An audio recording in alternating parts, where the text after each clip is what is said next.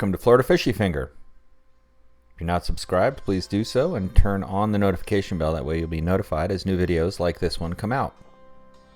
One of the things I do in FloridaFishyFinger, besides go on fishing adventures, is look at boats I like. And one of the classes of boats I like the most are technical poling skiffs. So this is the first episode in a new series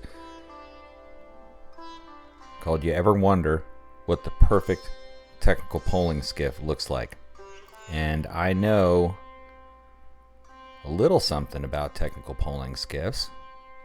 I own what I would consider to be a technical poling skiff, which is an Ankona Shadowcast 16 made by Ankona Boats, located in Fort Pierce, Florida. You can see their URL in this video in the upper left hand corner.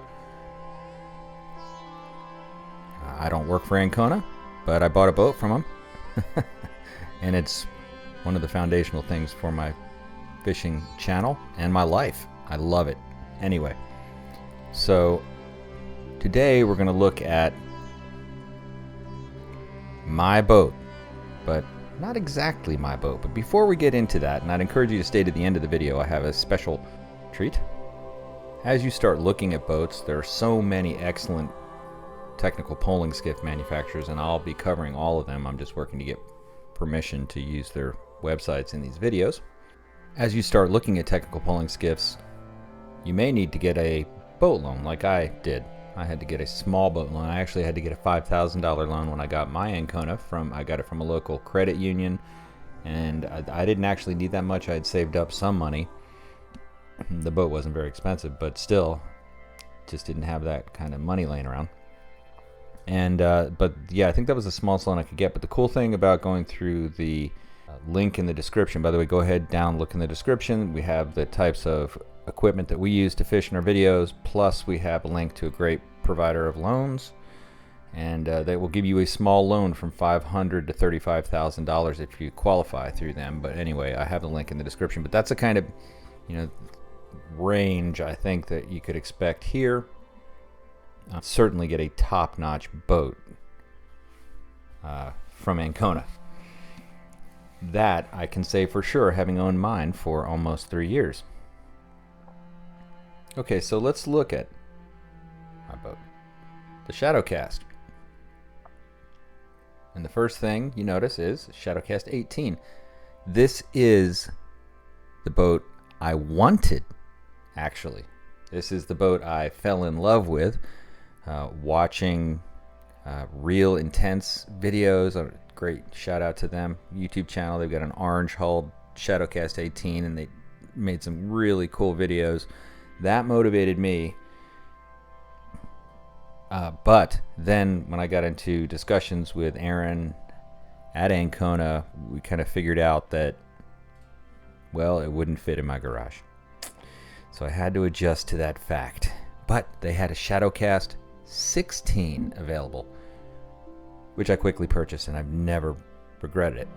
Which is like basically what you see here in this shot, but it's just shorter. And I could see why they would not offer it actually anymore, because it is a little smaller, and the additional 2 feet of room is, I'm sure, greatly appreciated. It just seems like it ups it up a notch. But if you're like me and you don't have 18 feet of space, you have 16 feet of space, well, the 16 just fit like a glove in my garage, and most importantly, allowed me to form a pathway around it, to walk around it, because it's nice to be able to not have the boat pressing up against both sides of a garage. I have a single car garage, so that's a limitation. That might not be as much of a concern, but still, a wide boat is a wide boat. The narrowness certainly decreases the stability because it's a little narrow, but I think that also the narrowness, in my opinion, having driven this thing out in the ocean on 30+ mile solo fishing trips, is that the beam narrowness allows it to fit into waves like no other boat I've ever driven. So whether it's chop or whether it's large waves, it just takes the chop. And you can see it's got a rolled gunnel. That keeps you so dry. I mean, there's a point where you're getting wet, right? But I mean, it's got Quick story, I was fishing off of Cape Canaveral, and we were at the 10-mile buoy, and my friend came out on his contender, and he told me, and I saw him, we waved, he was zooming out to the far out places, get dolphin, and he said it looked like you were standing on top of the water. This thing is so low to the water that it looks like you're standing on top of the water on it, certainly in the ocean where there's any kind of waves, but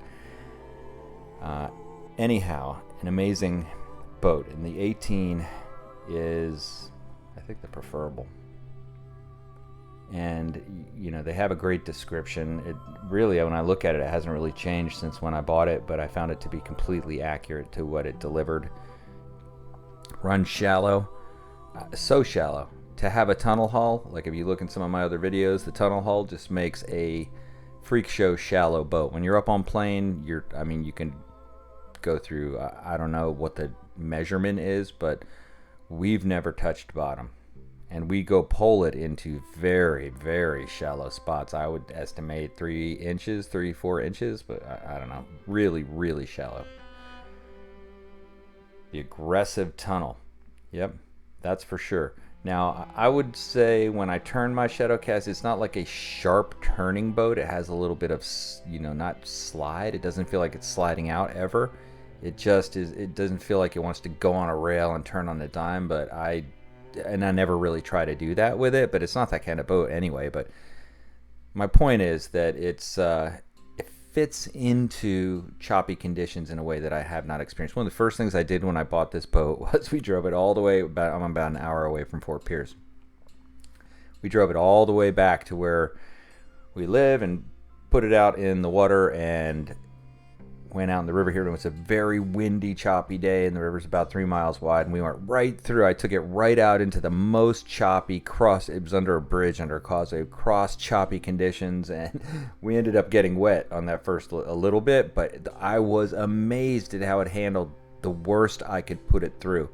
And I was thinking as I was doing that, oh, I hope the fiberglass is completely cured, as I immediately put it into the cauldron of fire to test it. Yeah, so this model comes also with a 30 horsepower standard, I think, engine. I don't know if they can put other things on there. They can configure these boats so much. It's cool. And look at this. This is a shout out to Ankona for sure.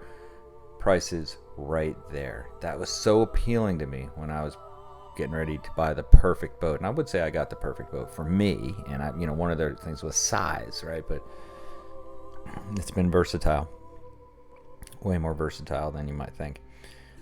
Yeah, this one 3-person limit, and you can look at the hull weight and know what it's made of, right? 350 pounds for an 18-foot boat like that. Super light composite materials. It comes with different console options here. They list tiller, center, side. Each one is delicious, in my opinion. So pick your art form would be my suggestion. The center worked for me. I think because of the narrowness of the boat, the center or the tiller is a more natural way. The side certainly you can do, but you might have to sit towards the middle if you're riding one person, just because you might get the old tilt on. But 425 pound capacity, that means that, and same thing with my boat, that everything that you put on that boat, including, and they told me this when I was buying the boat, including the steering wheel and all the components to get that center console steering wheel, which adds a certain amount of weight. At the time they said it was like 60 pounds it would add, and I'm glad I didn't add that 60 pounds. When my Shadowcast 16 is rigged light, it will definitely go 27, 28 miles an hour. That's no wind, waves, whatever, but it will, and that is so fun in a boat like this. You start weighing it down, the speed gets a little slower, but I can say I've never seen it go faster than 24 miles an hour up on plane, even when it's loaded down. Like we go offshore, we bring a gigantic cooler in the front with 30 pounds of ice in the cooler, all kinds of fishing equipment, an anchor, tons of rope, all the safety equipment, and still run 24, no problem, right out in the ocean. So you can see here the hull price they list is, you can get it for $73, just the hull, or you can have them rig it up, and they give you a sample price, 16 grand. You are rocking it with the aluminum trailer. I got the aluminum trailer. Love that thing. They'd told me that when you get a small boat like this, that the aluminum trailer was kind of built better to be gentle to the hull. So I liked that idea, and I got it. Plus, I like aluminum trailers because I'm putting this thing into the rust. Now, as you look at these pictures down here that are flashing by, I just want to say I love my boat. I also want to say, look at how that cap is on there. It looks so good, but it also is so functional. You see how you have tons of fishing room up on the front there? It is so fishable, and sometimes one person's standing up on that back platform, pulls like a dream. I mean, it's like nothing at all because it's so light, just sits right on top of the water like that. Now, I don't have a trolling engine on mine, but with the trolling engine, you are virtually unstoppable, in my humble opinion. It also has an anchor pin option there. You can see on the back there to the left of the engine in the last shot. And that anchor pin, just a stick you stick in there, and you can put it down anywhere. It's like the power pole, but it's without the power. You're the power. And we use that quite a bit. Go out to the sandbar, anchor pin that sucker down, maybe put a anchor rope on the bow and the anchor pin in the back, and now you got it in perfect position. But that's just an easy, terrific way to go, and we use it a lot. The way it looks right there, that's exactly how my boat is rigged.